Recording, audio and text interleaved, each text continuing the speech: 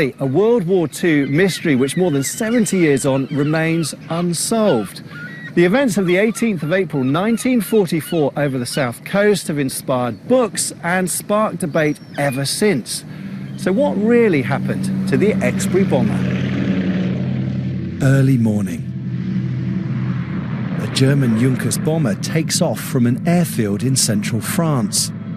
It's due at a forward base in preparation for a night raid on London. But instead of heading for Holland, it turns northwest towards England. It's just after 6 a.m. Here on the south coast, the build-up for D-Day is underway. If word gets out, the most ambitious amphibious invasion plan in history will be in jeopardy. The lone German bomber was first detected by British radar at 7:03, 15 miles west of Le Havre. It was flying on a direct course which would take it over the south coast and the D-Day preparations. But surprisingly, no British aircraft are scrambled. Author John Stanley picks up the story. It was just before 7:30 when it emerged from the clouds over the Isle of Wight and started to circle very low, very slowly over the island. The Royal Observer Corps, monitoring its movements over the island, watched in disbelief.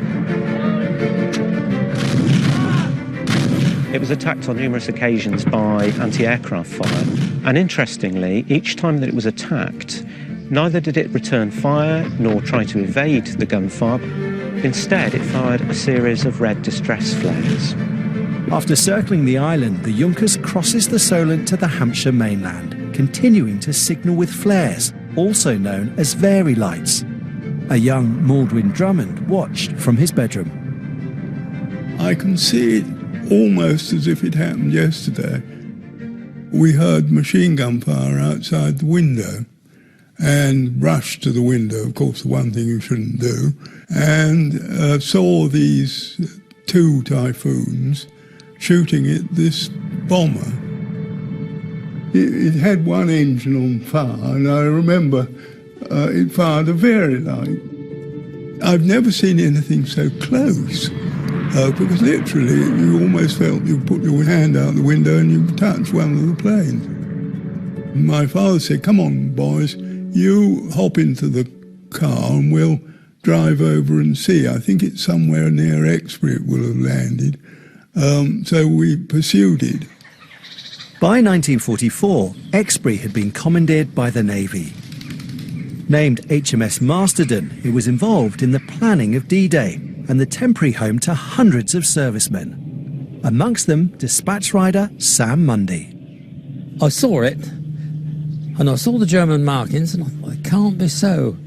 And then, of course, it disappeared. It was all in a matter of a few seconds.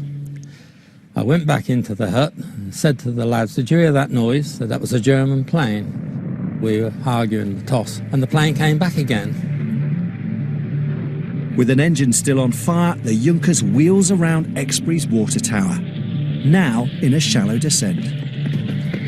I started to rush towards the fence at the back and gathered up lots of other people at the same time.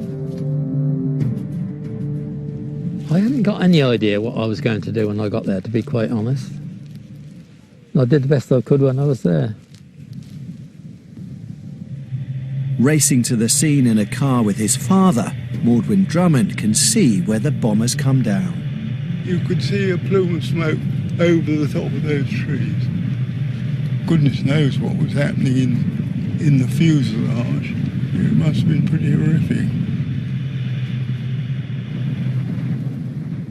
It hit the ground with such a force, didn't it? Yes, it did. It really had a violent impact, throwing several of the crew out of the cockpit forwards, against the hedge, and indeed even into the road itself. What's so significant about this area? Well, if you look here, you can see a very thin area of hedge, and this was in fact where one of the engines of the bomber broke free. The impact was so violent. The first thing I saw was this plane in the mud, and there were 3 bodies. Those arriving on the scene quickly discovered more. Almost immediately, they were surprised at the number of men who had been on board this plane, which at the time was thought to carry a crew of just 4, and yet there had been 7 men on board this plane. So a lot of speculation about what on earth this bomber had been doing with so many men on board. Amongst the dead, 22-year-old air gunners Eitel Wysotsky and Hans Ehrhardt. Ehrhardt had only joined the crew at the last minute in place of a sick colleague. The initial thought was that it had been on a scouting mission, so carrying out reconnaissance of the huge build-up of Allied troops and shipping along this stretch of the south coast, and maybe the additional men on board had been needed for this special spying mission. But those theories have been discounted. The additional men, including Leonard Schweigenstein, appear to have been the aircraft's ground crew crammed into the bomber for the flight to the forward base. But that still doesn't explain why it ended up over the Hampshire coast. The lone German bomber was what's known as a pathfinder aircraft. Its job was to take bombers safely to and from their target. It was flown by competent crew with specialist equipment on board. So how could it simply have got lost? We know that the plane took off in very bad weather, very poor visibility, and therefore the crew would have had no visual contact with the ground. That said, even if there was something wrong with the compass, there were navigational aids on board this plane, as befits a specialist pathfinder crew.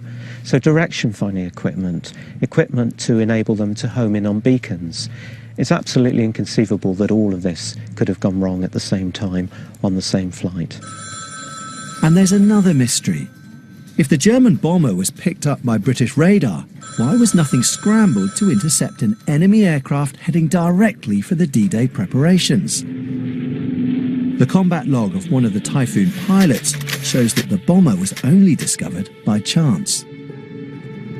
But one witness claimed to have perhaps overheard the reason why nothing was sent. I was contacted by a lady who had served with the Royal Observer Corps in their headquarters at Winchester. And she had a very clear memory of this incident. She remembered that she was just coming to the end of her night shift. It was about 7:30 in the morning. And she remembers the German bomber appearing on the plotting board approaching the Isle of Wight. She was then absolutely stunned to hear a conversation to the effect that a German bomber was approaching the Isle of Wight, it would be crossing the island, and no offensive action would be taken against it. But no other witnesses can confirm the story. The likeliest solution has to be that for some reason the crew did lose their way, but they lost their way immediately on takeoff. And by the time they realised their mistake, it was far too late. But the cause for this catastrophic error remains unknown, and I'm afraid will never be known. 3 days after the crash, all 7 men were buried with full military honours at All Saints' Church in Forley. In 1963, they were moved here to the Cannock Chase German Military Cemetery, where they lie side by side, as they were on that fateful day in 1944.